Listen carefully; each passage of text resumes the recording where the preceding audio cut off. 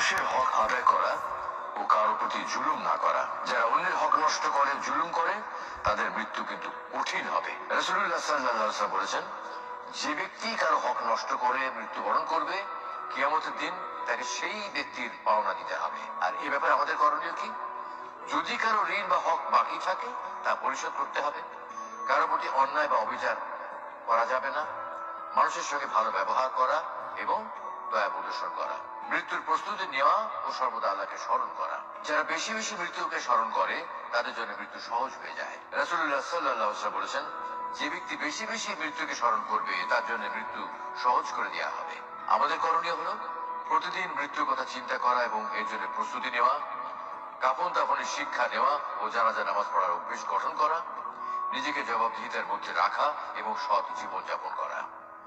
মৃত্যু যতটা এতটাই ভয়ঙ্কর যে মানুষের পক্ষে তা সম্পূর্ণরূপে বোঝা সম্ভব নয়।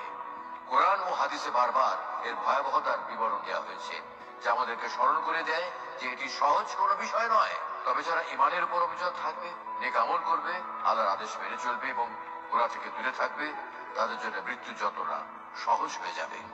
মৃত্যুর আগের প্রস্তুতি ও আল্লাহর দিকে প্রত্যাবর্তনই একমাত্র পথ যা আমাদের জন্য এই যাত্রাকে মঙ্গলময় করতে পারে।